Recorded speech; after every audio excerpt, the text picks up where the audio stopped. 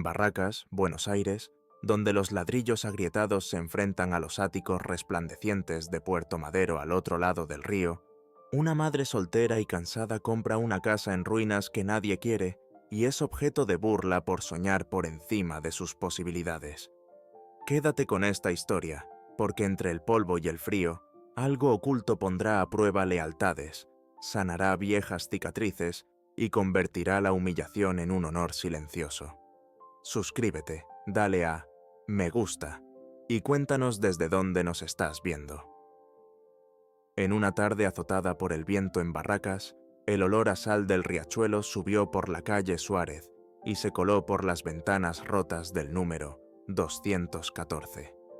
La casa respiraba aire frío, como un viejo pecho que se abre con un quejido. Las tablas del suelo crujían, el polvo de yeso cubría la lengua y una luz grisácea se abría paso a través de cortinas rasgadas. Sofía Vargas, con una campera demasiado fina para Julio, dejó una caja de herramientas de plástico en el alféizar deformado y escuchó el lejano lamento del tren Roca, el tintineo de los aparejos de los muelles, el traqueteo de los cristales sueltos. Pasó el pulgar por una astilla y se apoyó en la baranda marcada. Detrás de ella estaba Ricardo Sterling, abrigo impecable, zapatos lustrosos intactos por la humedad, el agudo cítrico de su colonia abriéndose paso a través del moho. ¿Compraste esto?, preguntó, con la voz brillante de incredulidad. Felicitaciones, señora Vargas. Un pozo sin fondo sigue siendo un pozo.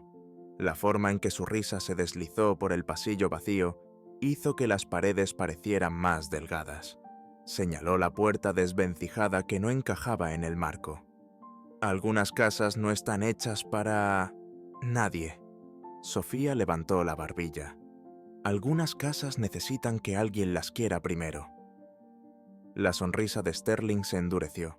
Representaba a una desarrolladora con folletos brillantes de torres de cristal prometidas para el barrio, con renders que se agitaban como banderas al viento.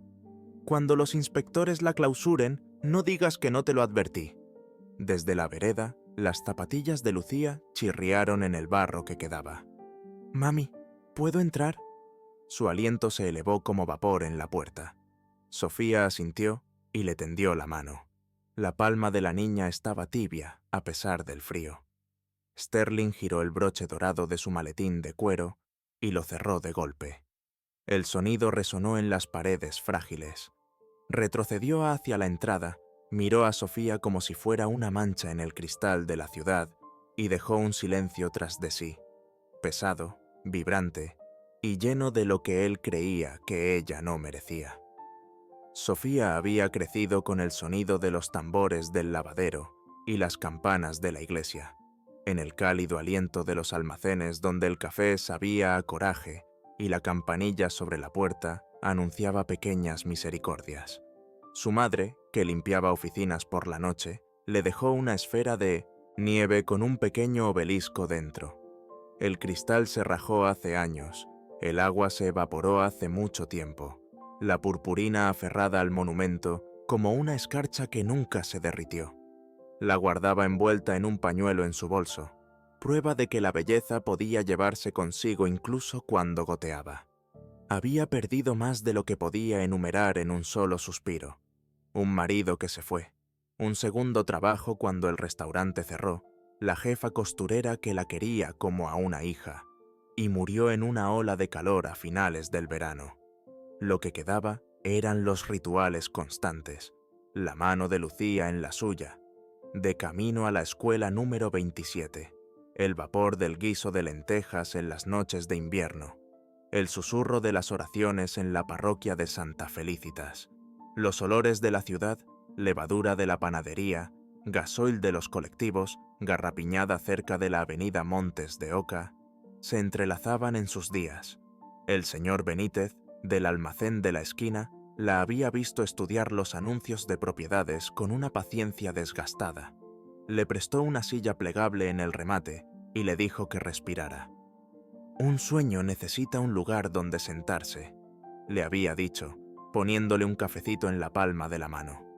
Pujó por la casa en ruinas porque el precio estaba al alcance de alguien que contaba monedas y esperanza con los mismos dedos cuidadosos. Esa noche, en la casa fría, una estufa eléctrica hacía tic-tac como un corazón nervioso. Lucía, acurrucada en su abrigo, dibujaba patrones en el polvo con un palo. Espirales, estrellas, un puente torcido. «Podemos ponerla linda», susurró. Sofía le besó el pelo y sintió el leve dulzor del champú y el aire invernal. Aun cuando el suelo crujía y el viento silbaba a través de la ventana rota, creía, terca, tiernamente, que el cambio podía empezar con manos y paciencia. 2 semanas después, el inspector llegó con una planilla y una tos que olía a menta. Golpeó las paredes, frunció el ceño ante el cableado antiguo y marcó las goteras en azul. Cada trazo de su bolígrafo se sentía como una puerta que se cerraba. La notificación oficial, un papel rosado y afilado contra el día gris, advertía de multas y una posible clausura. El chofer de Sterling esperaba en la esquina, el humo del escape flotando en el aire, mientras el propio Ricardo esperaba con un paraguas y una inclinación comprensiva de cabeza. «¿Ves?», murmuró, con la voz tan suave como el mango pulido. «Hay lugares destinados a mejores historias». Una gota del techo marcaba el ritmo del pavor de Sofía. Plink, plink, en un balde que olía a hierro y lluvia vieja. Las emociones abarrotaban su pecho como muebles en un pasillo estrecho. No había dónde poner el miedo, el orgullo, la vergüenza que la mirada de Sterling intentaba anudarle al cuello. El alquiler de un lugar temporal acabaría con sus ahorros. Sin calefacción, el aliento de Lucía se convertía en signos de interrogación en la habitación fría. El riesgo de perder la casa significaría volver a dividir sus vidas en bolsos y sofás prestados. Esa noche, el radiador traqueteó y luego se silenció. Sofía se sentó en un escalón, la madera fría y familiar bajo sus piernas, y miró la foto enmarcada que había pegado en la pared. Su madre, riendo bajo la luz del verano, un abanico de papel desdibujando su mano. La esfera de nieve rota esperaba en su palma, la purpurina moviéndose como estrellas lentas. «Decime qué hacer», susurró, con una voz como un hilo que podría romperse si se tiraba de él. Lucía, incapaz de dormir, deambulaba con su linterna. Tarareaba la melodía que solía cantar su abuela, suave, casi un susurro. «Mami», llamó. «Algo está haciendo ruido». Una tabla suelta cerca del zócalo temblaba con cada camión que pasaba por Suárez. El traqueteo metálico era débil pero seguro, como una llave olvidada en un cajón que finalmente recordaba su función. Fue Lucía quien metió los dedos bajo la tabla y la levantó. El aire de abajo era frío como el de un sótano. El polvo se levantó en un fino río, haciéndoles picar la garganta con el sabor del papel viejo. Debajo de la tabla había una caja de lata, con los bordes abollados, pintada con una desvaída imagen de la ribera del riachuelo, balandras sobre agua gris, gaviotas congeladas en un cielo blanco. «¿Un tesoro?», susurró Lucía, no con codicia, sino con la santidad del descubrimiento. Cuando Sofía tocó la tapa, estaba seca y polvorienta. La bisagra chirrió como un pequeño animal despertado de golpe. Dentro había sobres atados con hilo, una pila de viejos certificados bancarios que crujían al rozar sus bordes, y una carta en papel grueso que olía vagamente a lavanda y calor de desván. La caligrafía era esmerada.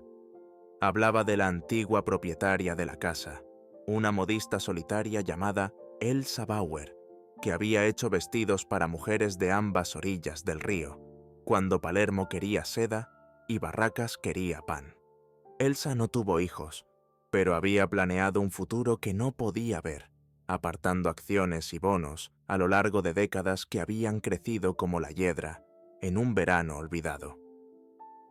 «Para la mujer que ame esta casa, lo suficiente como para quedarse», decía la carta, certificada con un sello que imprimía un sol en el papel. «Para la madre que vuelva a hacer de una habitación un lugar seguro. Úsalo para mantener las puertas abiertas, para ser refugio, para ser pan». Las manos de Sofía temblaban.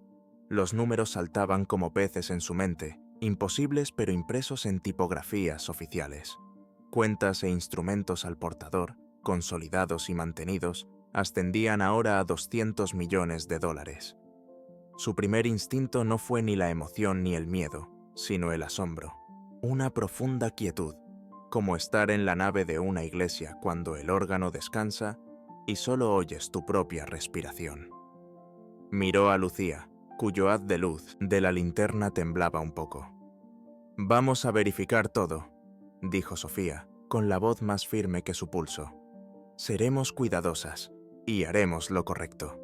La esperanza no estalló, se desplegó, cuidadosa, reverente, mientras la casa exhalaba una corriente de aire que olía menos a podredumbre y más a lluvia, a punto de caer. La mañana trajo una luz solar tenue que hizo que la caja de lata brillara como una moneda olvidada. Sofía no había dormido. Había extendido los papeles en el suelo de la cocina, estudiando cada uno a la luz de su teléfono, con miedo de creer demasiado rápido.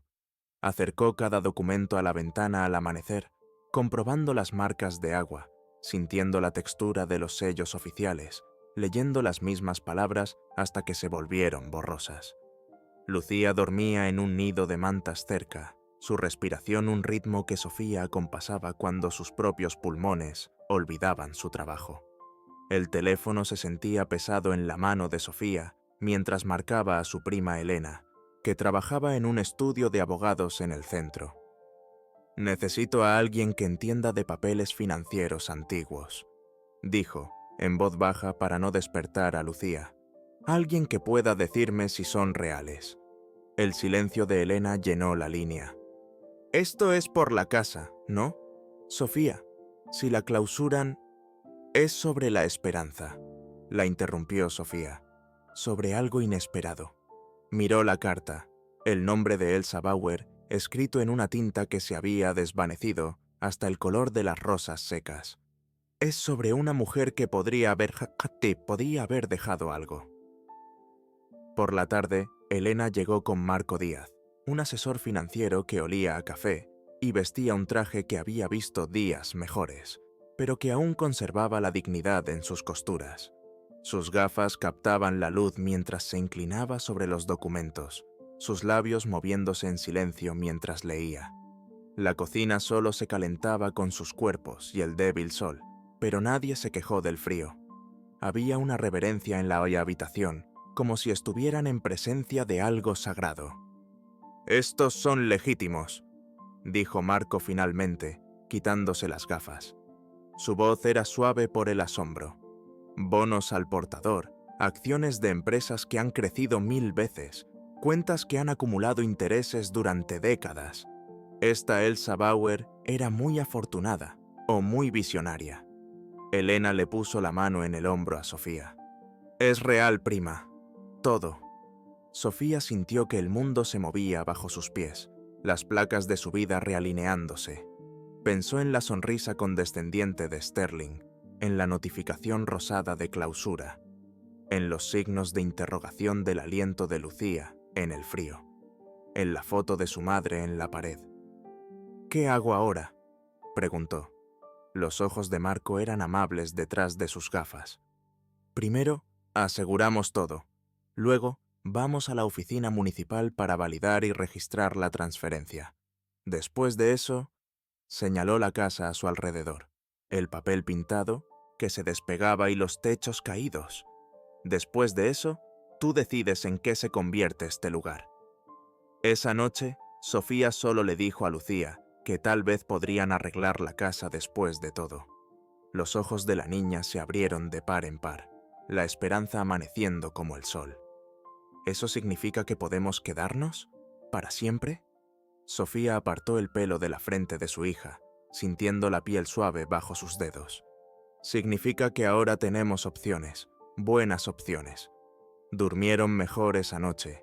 El calor de la estufa era un pequeño sol en la oscuridad. Sofía soñó con puertas que se abrían, con habitaciones llenas de luz, con una mujer con un vestido antiguo cosiendo futuros en el dobladillo de una prenda. Se despertó una vez con el sonido de la casa asentándose, pero ya no se sentía como si se estuviera rompiendo, sino como si el edificio estuviera encontrando su lugar de nuevo, recordando cómo mantenerse en pie.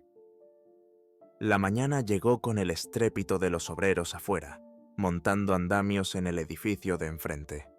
El nuevo desarrollo de Sterling, comenzando a construirse a pesar de las protestas de la comunidad. Sofía observó desde la ventana cómo salía de un auto elegante, su abrigo captando la luz como una cuchilla. Miró hacia su casa, hacia las ventanas donde ella estaba, y su rostro no mostró nada más que la certeza de que su fracaso era inminente. Sofía sostuvo la esfera de nieve a la luz, observando cómo el cristal roto desviaba los rayos. El pequeño obelisco en su interior se mantenía firme a pesar del agua faltante, a pesar del recipiente roto.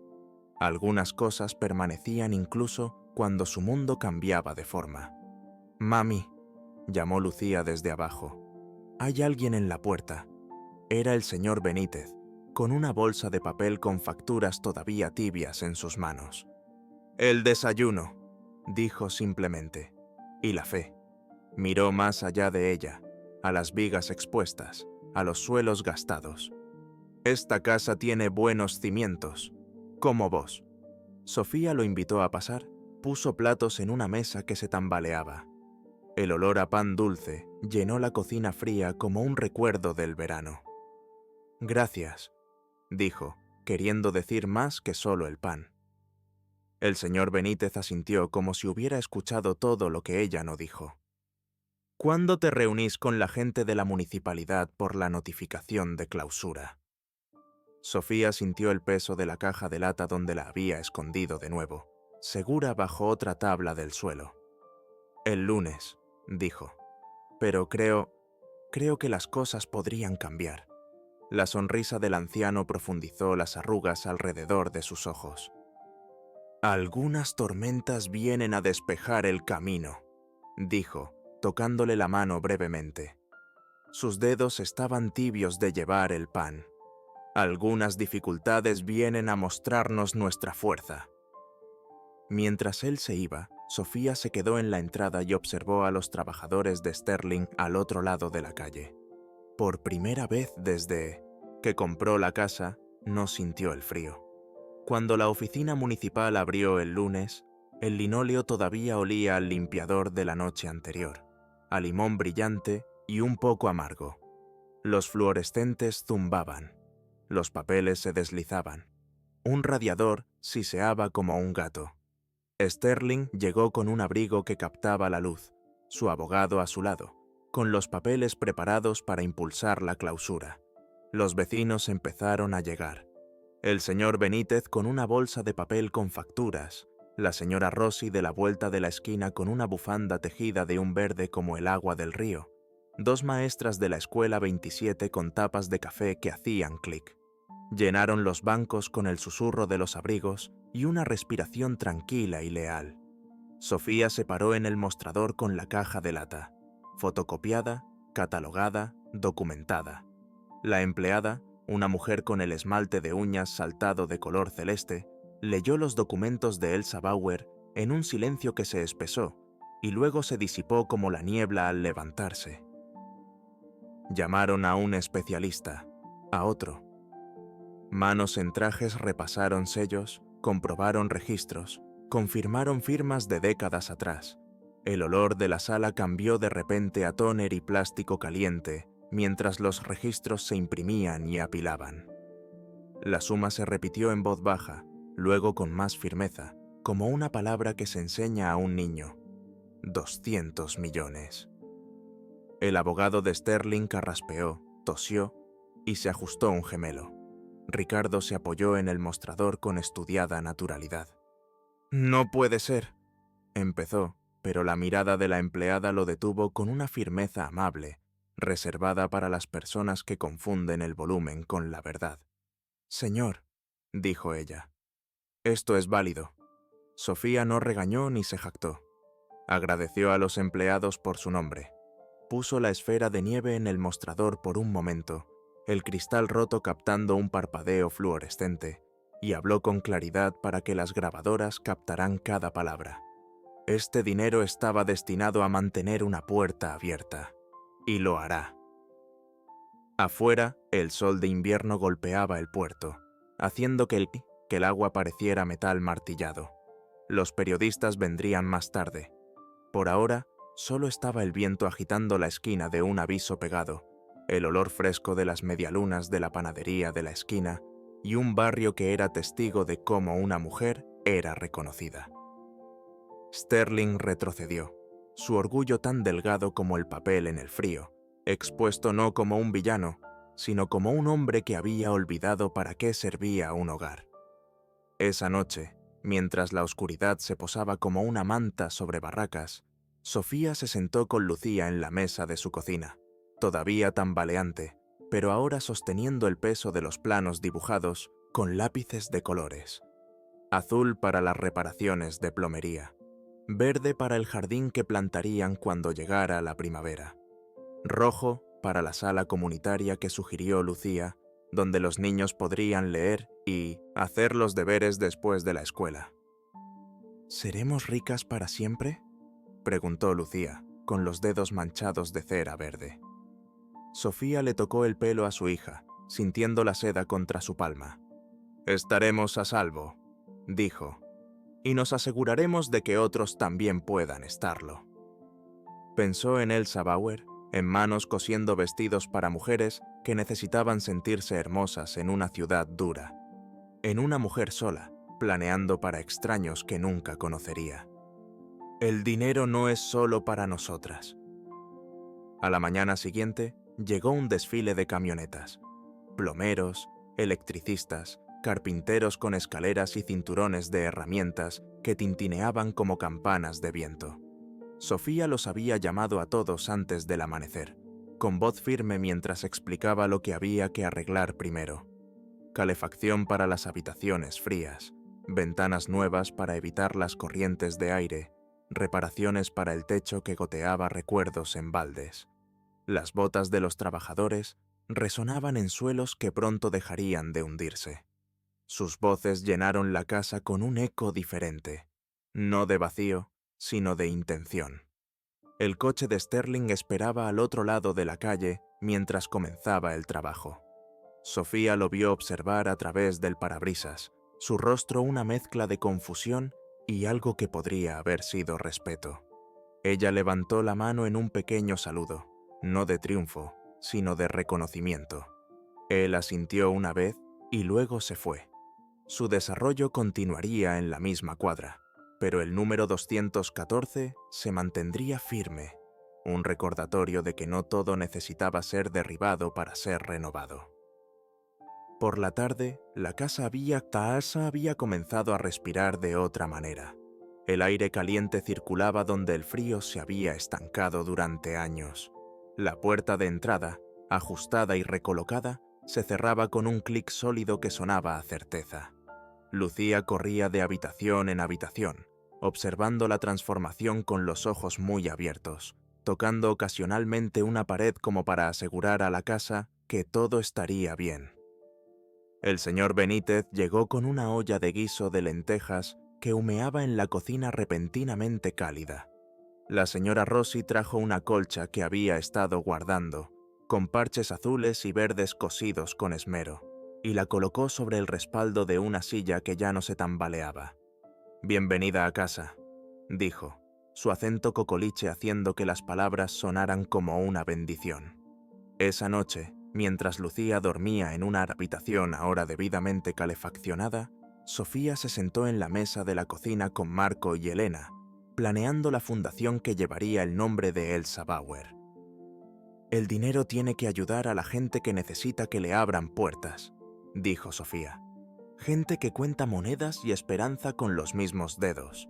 Pensó en madres solteras como ella, en familias inmigrantes que ahorraban para su primera casa, en barrios que luchaban por mantenerse íntegros contra la marea del desarrollo que amenazaba con barrer su historia.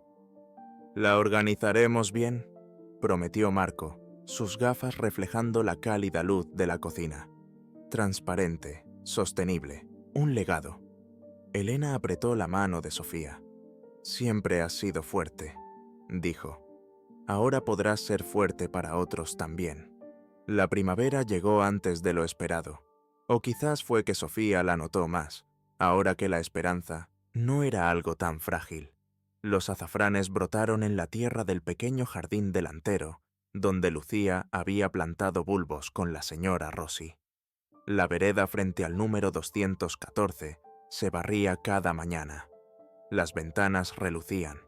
La puerta de entrada, pintada de un azul profundo que a Sofía le recordaba el puerto al atardecer, se abría y cerraba para los vecinos que venían con preguntas sobre asistencia para la vivienda, sobre reparaciones de techos, sobre el huerto comunitario que comenzaba a crecer donde un terreno baldío había acumulado basura. Una tarde, mientras Sofía clasificaba las solicitudes para la primera ronda de ayudas a la vivienda, llamaron a la puerta.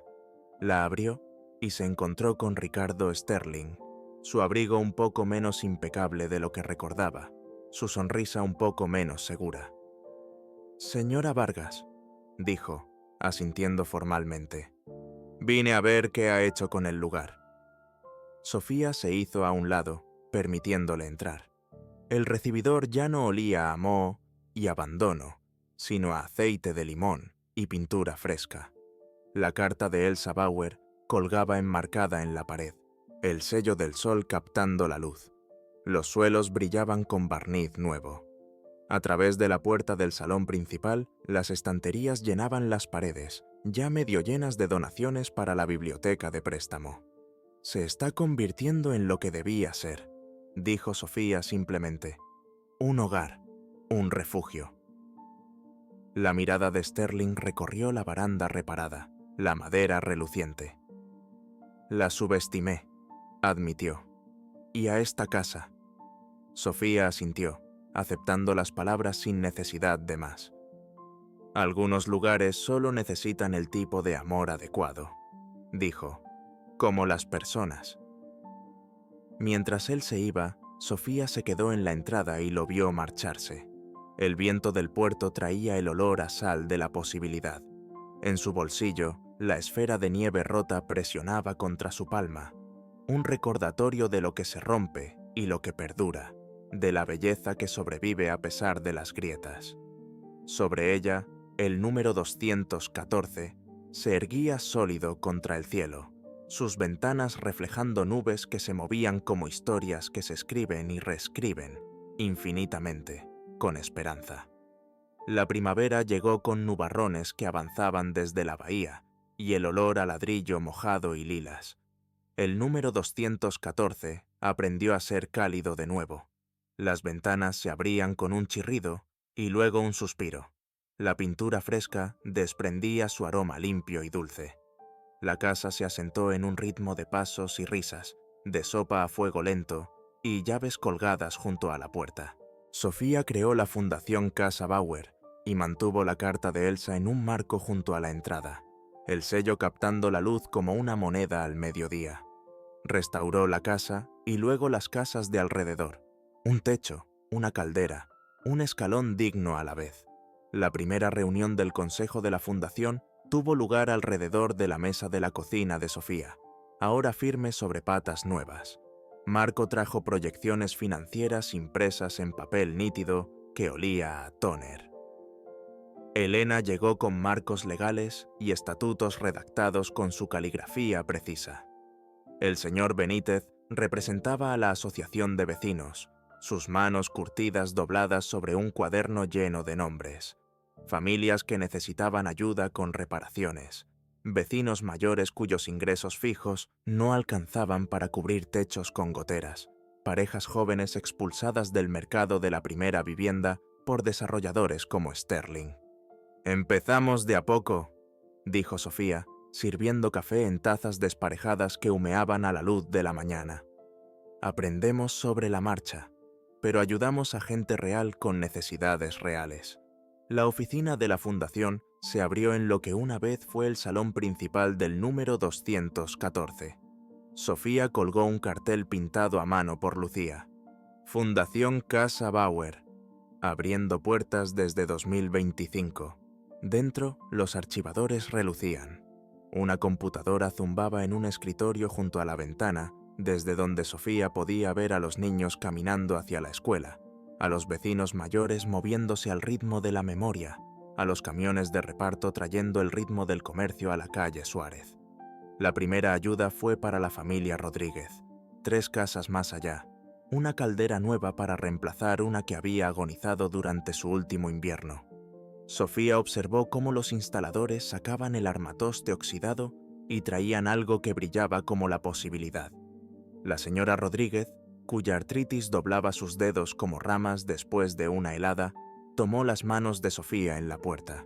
«Ahora mis nietos pueden venir de visita sin usar abrigo adentro», dijo, con la voz cargada de una emoción que no necesitaba traducción. La segunda ayuda fue para la familia Murphy, al otro lado de la calle. Reparaciones en el techo, antes de que otra temporada de lluvias pudiera robarles más seguridad. El señor Murphy, un conductor de subte cuyo uniforme siempre olía débilmente a metal y electricidad, se paró en su entrada mientras los trabajadores descargaban sus escaleras. «Estaba ahorrando», le dijo a Sofía, pero estaba tardando demasiado. El agua estaba ganando. Su gratitud no estaba en sus palabras, sino en la forma en que sus hombros se relajaron, liberados del peso de un problema demasiado pesado para llevarlo solo. La noticia se extendió por barracas como semillas esparcidas por un jardinero cuidadoso. Llegaron solicitudes, algunas escritas a máquina con esmerada precisión, otras a mano con lápices apretados con tanta fuerza que marcaban el papel. Sofía leía cada una por la noche, después de que Lucía se durmiera, aprendiendo la geografía de la necesidad que mapeaba su barrio. Ventanas con goteras, cableado peligroso, escalones que amenazaban los tobillos de los ancianos, paredes que guardaban moho negro como oscuros secretos. Detrás de cada problema había familias que querían lo mismo, un lugar seguro que las acogiera sin juzgarlas. El desarrollo de Sterling continuaba en la misma cuadra. Vigas de acero que se elevaban, paredes de cristal que prometían vistas de un puerto que había alimentado al barrio durante generaciones. Sus trabajadores pasaban por la casa de Sofía cada mañana, con termos de café humeando en el aire fresco. Algunos asentían con un respeto nacido de las horas compartidas de la madrugada. Un día, el capataz de la obra, un hombre con manos como mapas topográficos y una voz raspada por los cigarrillos, detuvo a Sofía mientras barría la entrada. «Ese lugar viejo», dijo, señalando el número 214 con un mentón que había visto demasiado clima. «Lo has traído de vuelta de entre los muertos». Sofía sonrió, apoyándose en su escoba. Nunca estuvo muerto, solo esperaba. El capataz se rió, un sonido como de piedras rodando. «No le digas a mi jefe que dije esto, pero...» bajó la voz. «Tu forma de arreglar las cosas tiene más sentido que tirarlo todo abajo». Para el verano, Sofía había contratado a 2 empleados para la fundación. Jazmín, una recién graduada del barrio con un título en planificación urbana y una risa que hacía que las plantas de la oficina parecieran inclinarse hacia ella. Y Antonio, un contador jubilado cuyas gafas captaban la luz como pececillos en un arroyo. Trabajaban en escritorios uno frente al otro, el papeleo fluyendo entre ellos como una marea. Solicitudes que entraban, aprobaciones que salían, contratistas programados, inspecciones organizadas. Lucía pasaba las tardes en la oficina después de la escuela, haciendo los deberes en una pequeña mesa cerca de la ventana. Sabía los nombres de todos los solicitantes, hacía dibujos para sus heladeras, dejaba notas escritas a mano en las carpetas de las ayudas. «Espero que tu casa se sienta mejor pronto». A veces se sentaba con Sofía durante las visitas a domicilio. Su presencia silenciosa era un recordatorio de por qué este trabajo importaba.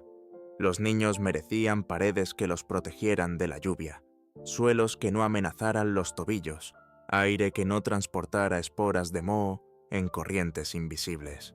Una noche, mientras Sofía cerraba la puerta de la oficina, Lucía señaló la casa de enfrente, donde los nietos de los Rodríguez estaban de visita, visibles a través de ventanas que ya no necesitaban láminas de plástico en invierno. «Mami», dijo, «¿crees que Elsa nos está viendo?» Sofía miró al cielo, a las nubes que se teñían de rosa con el atardecer. «Creo que construyó algo que la sobrevivió», dijo después de un momento. «Esa es una forma de ver». Esa noche, mientras los grillos cantaban en el pequeño jardín que habían plantado detrás del número 214, Sofía se sentó en los escalones traseros y sintió la madera lisa bajo sus piernas. La casa ya no crujía con incertidumbre, se mantenía sólida alrededor de su familia, alrededor del trabajo que había crecido del legado de Elsa. Cuando cerraba los ojos, casi podía sentir la presencia de la modista, no un fantasma, sino el eco de una intención que se propagaba a través del tiempo, como una piedra arrojada en aguas tranquilas. «Gracias», susurró Sofía al aire nocturno que olía a tierra y posibilidad. «Lo transmitiré». Dentro, Lucía dormía en una habitación pintada del color del amanecer. La esfera de nieve, todavía rota, y hermosa, estaba en un estante junto a una pequeña colección de tesoros. Una pluma, una piedra lisa del puerto, un portarretratos con una foto de la madre de Sofía. Belleza antigua junto a nuevas esperanzas, contando una historia de continuidad, de puertas que se abrían y permanecían abiertas. El otoño pintó barracas de ocres y dorados, las hojas correteando por la calle Suárez como conversaciones susurradas. Había pasado un año desde que Sofía encontró la caja de lata bajo las tablas del suelo. El número 214 ahora se erigía como un faro. Su fachada de ladrillo restaurada, sus ventanas relucientes, su puerta azul abriéndose y cerrándose como el latido del corazón del barrio. En el interior, la fundación se había expandido más allá del salón principal para llenar la primera planta con un propósito. Salas de reuniones donde las familias consultaban con asesores de vivienda, un laboratorio de computación donde los niños hacían los deberes después de la escuela, una cocina que llenaba la calle con el aroma de comidas comunitarias todos los miércoles. En una fresca mañana de octubre, Sofía estaba en su entrada y vio llegar un desfile de funcionarios municipales, el jefe de gobierno con un abrigo demasiado ligero para el clima, la comisionada de vivienda con un portafolio bajo el brazo, miembros de la junta comunal cuyos rostros mostraban la fatiga de demasiadas reuniones y muy pocas soluciones. Habían venido a ver lo que los periódicos habían empezado a llamar el renacimiento de Barracas, un barrio que se curaba a sí mismo desde dentro, un edificio a la vez. «Señora Vargas», dijo el jefe de gobierno, extendiendo una mano que había estrechado demasiadas otras esa mañana. «He oído cosas extraordinarias sobre su trabajo». Sofía sonrió y abrió la puerta azul. «No es solo mi trabajo», dijo simplemente. «Vengan a ver lo que los vecinos pueden hacer juntos». Dentro, los mapas cubrían las paredes de la oficina principal. Planos de calles marcados con alfileres de colores que mostraban proyectos completados, renovaciones en curso, planes futuros. Jazmín estaba junto a una exhibición de fotografías de antes y después, galerías hundidas ahora enderezadas, entradas desmoronadas reconstruidas, jardines floreciendo donde se había acumulado basura. Antonio distribuyó carpetas que contenían resúmenes financieros, evaluaciones de impacto, métricas que medían el éxito no en márgenes de beneficio, sino en familias que podían quedarse en sus hogares, en niños que dormían abrigados durante las noches de invierno. «El modelo es sostenible», explicó Sofía mientras los funcionarios estudiaban los materiales con expresiones que iban del escepticismo al asombro. «No solo arreglamos casas, creamos planes de pago que respetan la dignidad. Algunos propietarios contribuyen con mano de obra en lugar de dinero. Otros lo devuelven ayudando a los vecinos. El objetivo es mantener las comunidades enteras, no solo los edificios». La comisionada de vivienda se ajustó las gafas, entrecerrando los ojos ante una proyección presupuestaria. «¿Y la financiación?», 200 millones es sustancial, pero no infinito. Sofía señaló hacia la ventana, donde se podía ver al señor Benítez barriendo su vereda, a la señora Rodríguez regando las plantas en su entrada recién reparada, a niños con camperas de colores brillantes jugando en una calle que se sentía más segura que en décadas.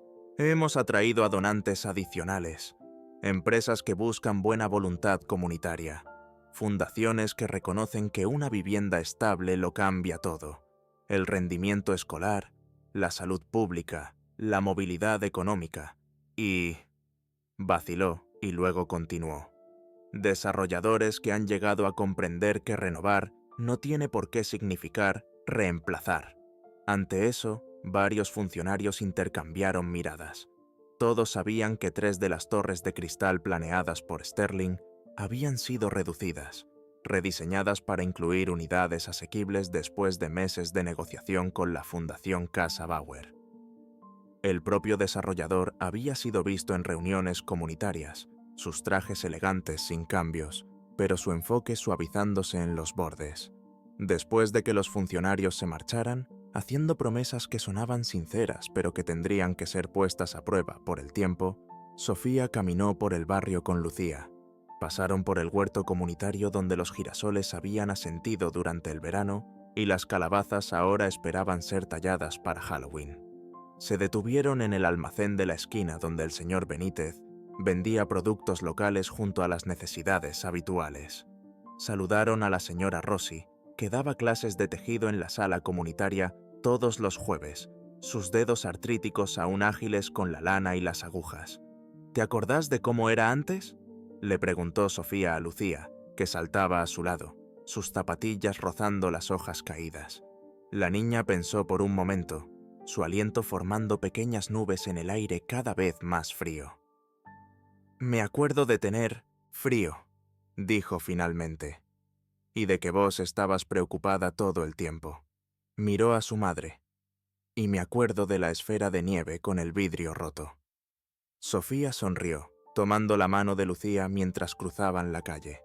«Algunas cosas las arreglamos, otras simplemente las queremos como son».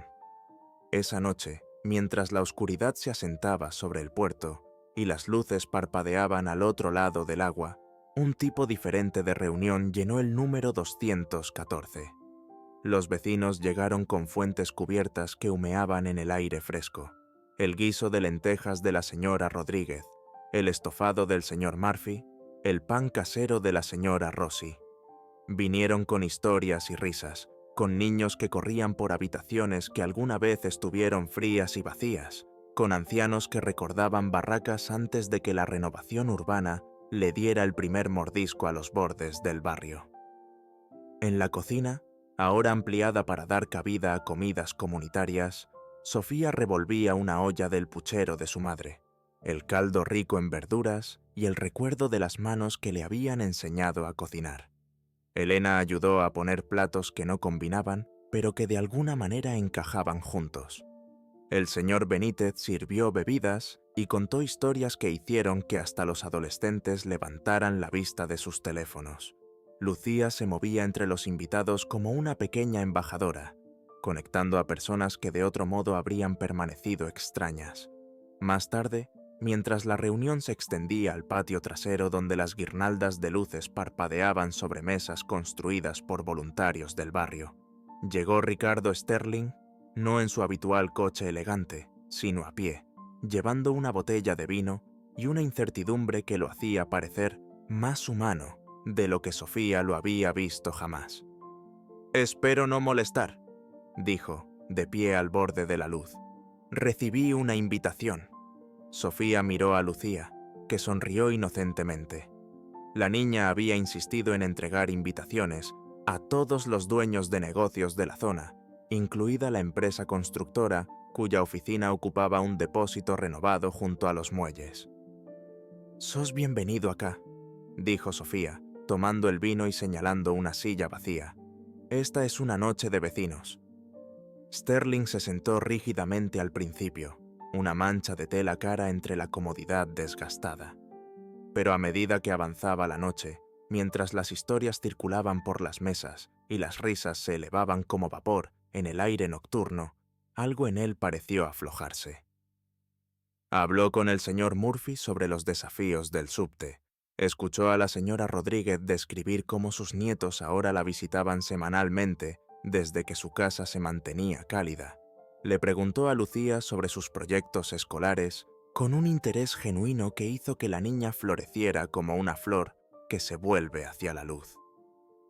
Cerca de la medianoche, mientras la reunión se dispersaba y los vecinos se despedían con abrazos y promesas de volver, Sterling ayudó a apilar sillas en el patio.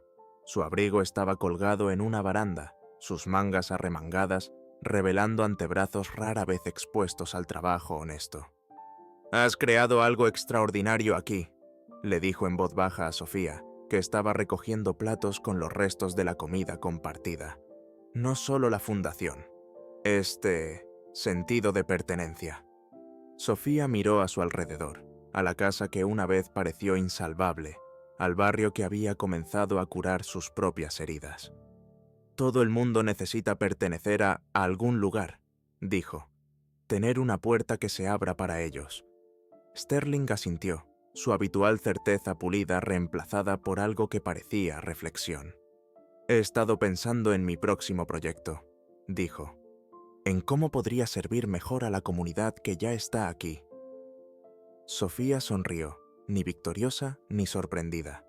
El cambio venía en muchas formas, a veces tan dramático como una fortuna escondida bajo el suelo, a veces tan sutil como un desarrollador aprendiendo a ver el valor en algo que una vez habría demolido sin pensarlo dos veces. Deberíamos hablar, dijo, ofreciéndole la mano, sobre puertas que pueden abrirse en ambos sentidos. 5 años pasaron como las páginas de un libro muy querido. Barracas respiraba diferente ahora, todavía con el olor a sal del puerto, todavía resonando con el estruendo de los camiones y las sirenas lejanas de los barcos, pero ahora entretejido con nuevos ritmos. El zumbido de los huertos comunitarios donde las verduras crecían en tierra probada y remediada por la Fundación Casa Bauer, el parloteo de los niños en patios de recreo renovados, la percusión constante de los martillos mientras las casas se reparaban en lugar de reemplazarse. El número 214 había crecido más allá de sus paredes originales. La casa de al lado, una vez abandonada, con sus ventanas como ojos ciegos, se había unido a la casa de Sofía a través de un pasillo de vidrio que atrapaba la luz del sol y la convertía en calor.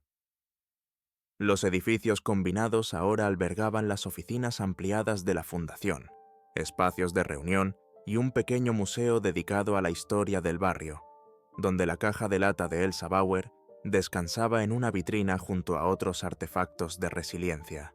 Fotos de trabajadores portuarios de la década de 1950, papeles de inmigración enmarcados como diplomas, un vestido de novia cosido con cortinas durante el racionamiento de telas.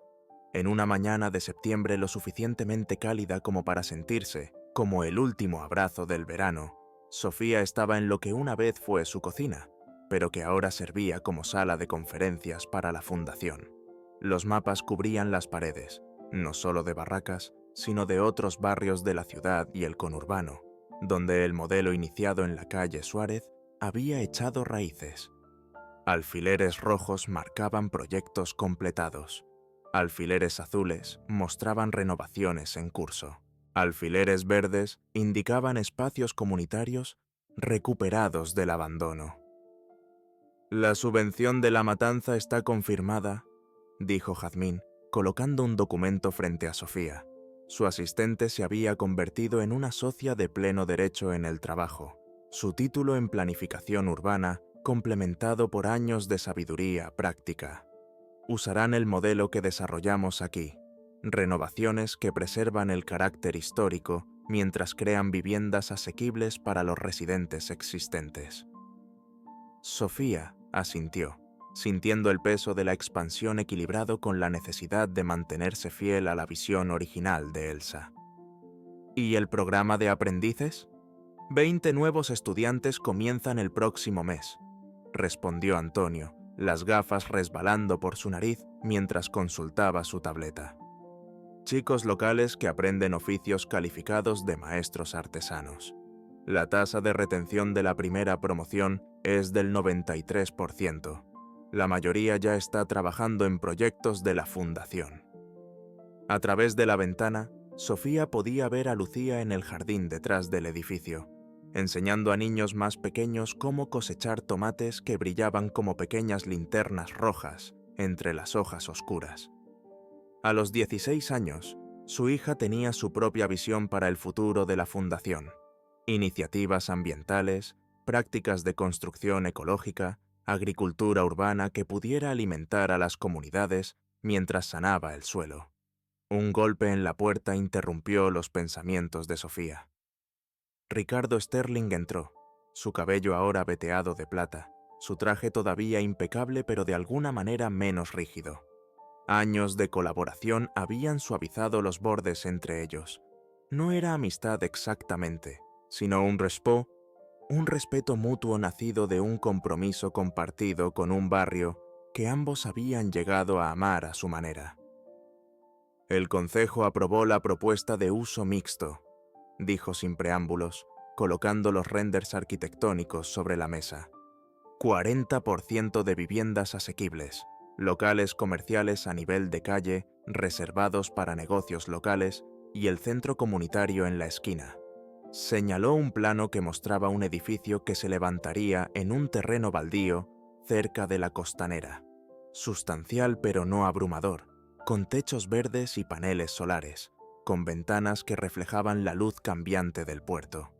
Sofía estudió los planos, viendo en ellos la evolución de un desarrollador que una vez había visto Barracas simplemente como un bien inmueble subvaluado.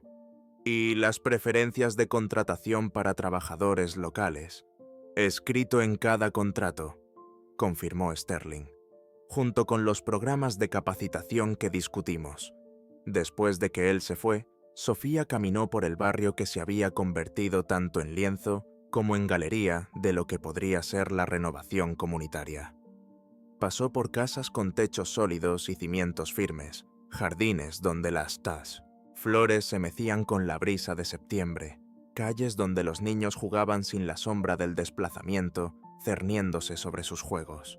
Saludó a la señora Rodríguez, que ahora usaba un bastón pero seguía cuidando las macetas de su ventana con manos cuidadosas. Saludó al señor Murphy, jubilado del subte pero que enseñaba ajedrez a los jóvenes en el parque 3 tardes a la semana. En la orilla del puerto, donde los buques portacontenedores todavía descargaban mercancías de costas lejanas, Sofía se sentó en un banco instalado por la fundación. El agua ondeaba con la luz de la tarde, las gaviotas giraban en lo alto y el horizonte de la ciudad se alzaba al otro lado del puerto, como una promesa a la vez cumplida y cuestionada. Sacó la esfera de nieve de su bolso, todavía rota, todavía atesorada, ahora acompañada de una colección de otras que Lucía le había regalado a lo largo de los años, cada una conmemorando un hito en su viaje. «Mantuvimos las puertas abiertas, Elsa», susurró a la cúpula de cristal donde la purpurina se había asentado hacía mucho tiempo en las grietas. «Nos convertimos en una puerta para otros». Una sombra cayó sobre el banco, y Sofía levantó la vista para encontrarse con el señor Benítez, su paso ralentizado por la edad, pero sus ojos todavía brillantes, con la luz de las historias que esperaban ser contadas. Se sentó a su lado, sus huesos crujiendo como tablas del suelo que recuerdan su propósito. «Te vi caminando», dijo, señalando el barrio a sus espaldas, «cuidando tu reino». Sofía sonrió, negando con la cabeza. «No un reino, una comunidad». La risa del anciano fue suave como la niebla del puerto. «Me acuerdo de cuando viniste al remate», dijo, tan seria, contando tus pesos como si fueran cuentas de un rosario. Miró hacia el número 214, su puerta azul visible incluso desde esta distancia. «Viste algo que otros no vieron». «Vi un hogar que necesitaba que alguien lo quisiera», respondió Sofía, las palabras resonando a través de los años, a través del abismo entre quién había sido y en quién se había convertido. El señor Benítez asintió, su mirada recorriendo la costanera donde nuevas construcciones se levantaban, junto a depósitos restaurados, donde los parques florecían en espacios antes cercados y olvidados. ¿Y ahora otros también lo ven? Le dio una palmadita en la mano, su palma cálida y seca como el pan recién enfriado. Así es como el cambio perdura, ¿sabes? Cuando abre los ojos además de las puertas. La noche trajo una celebración. 5 años de la Fundación Casa Bauer, marcados por una fiesta en la calle que llenó Suárez de mesas y luces, con música que entrelazaba la guitarra española con el bandoneón, con comida que contaba la historia de un barrio donde las culturas se trenzaban como una cuerda fuerte. Los niños correteaban entre los adultos, sus rostros pintados con estrellas y flores. Los adolescentes ayudaban a los vecinos mayores a sentarse en sillas colocadas bajo focos de luz dorada. El jefe de gobierno llegó sin fanfarria, mezclándose con los residentes que lo saludaban por su nombre. Lucía encontró a Sofía al borde de la reunión, cámara en mano, documentando la velada para los archivos de la fundación. «Mami», dijo, pasando su brazo por el de su madre. «La señora Rossi quiere saber si vas a decir unas palabras». Sofía dudó, todavía más cómoda haciendo que hablando, pero permitió que su hija la llevara a una pequeña tarima donde el señor Benítez esperaba con un micrófono que chilló una vez antes de establecerse en el silencio. La calle se calmó, los rostros se volvieron hacia ella como flores, buscando la luz. «Hace 5 años», comenzó Sofía, su voz encontrando su fuerza en la quietud. «Compré una casa cuyas puertas no cerraban bien. Buscaba un refugio, un lugar para mi familia». Miró a Lucía, que sonrió animándola. «Lo que encontré en cambio fue un legado, no solo dinero, sino una visión de lo que la comunidad puede ser cuando nos negamos a dejar que los demás caigan». Miró los rostros iluminados por las guirnaldas de luces, vecinos que se habían convertido en familia extendida, Sterling de pie respetuosamente al fondo de la multitud, el personal de la fundación que llevaba adelante la visión de Elsa de maneras que la modista nunca podría haber imaginado. «Hablamos mucho de puertas en la fundación», continuó Sofía, «sobre mantenerlas abiertas, sobre asegurarnos de que todos tengan un lugar seguro al que volver por la noche. Pero he aprendido que nosotros mismos nos convertimos en puertas para los demás, por cómo escuchamos, cómo ayudamos, cómo creemos en posibilidades que aún no son visibles». El viento del puerto llevó sus palabras por calles donde las casas ahora se erguían rectas y orgullosas, donde los jardines florecían en espacios antes abandonados, donde un barrio había recordado cómo mantener a su gente cerca. «Elsa Bauer nos dejó más que dinero», dijo Sofía, su voz firme con la certeza de las cosas probadas a través de la acción. «Nos dejó una pregunta. ¿Qué mantendrás abierto? ¿En qué puerta te convertirás?» Levantó su vaso, y la multitud levantó el suyo a cambio, las luces capturándose en cientos de pequeños reflejos. «Por las puertas que se abren, por el amor que las mantiene así, y por una comunidad que se niega a dejar a nadie afuera en el frío». Más tarde, mientras la fiesta terminaba y las estrellas aparecían sobre el puerto, Sofía y Lucía caminaron a casa del brazo. El número 214 las esperaba, su puerta azul de un tono más profundo en la luz del atardecer, sus ventanas cálidas de bienvenida. «¿Crees que alguna vez sabremos por qué Elsa eligió nuestra casa?», preguntó Lucía, su voz cargada de la reflexividad de la adolescencia. «¿Por qué le dejó todo a una extraña?». Sofía miró a su hija, que ya no era la niña que dibujaba patrones en el polvo, ahora una joven con planes y visiones propias. «Creo que ella sabía que algunos tesoros solo crecen cuando se regalan», dijo, «y que el verdadero valor de un hogar no está en sus paredes, sino en cómo cobija lo que más importa». Subieron juntas los escalones, hacia la puerta que una vez se negó a cerrar, pero que ahora se abría a un futuro que ninguna de las dos podía haber imaginado en aquel frío día de julio, cuando la esperanza parecía tan frágil como una esfera de nieve rota, tan incierta como una casa con las ventanas rotas. Detrás de ellas, Barracas se asentaba en los ritmos de la noche. Platos que se lavaban, niños que se acostaban, historias que se contaban en habitaciones hechas seguras por el cuidado y la intención. Sofía se detuvo en el umbral, sintiendo la madera sólida bajo su palma, el picaporte de bronce tibio por el sol del día. «El amor y la dignidad», susurró, «son tesoros que nadie puede robar».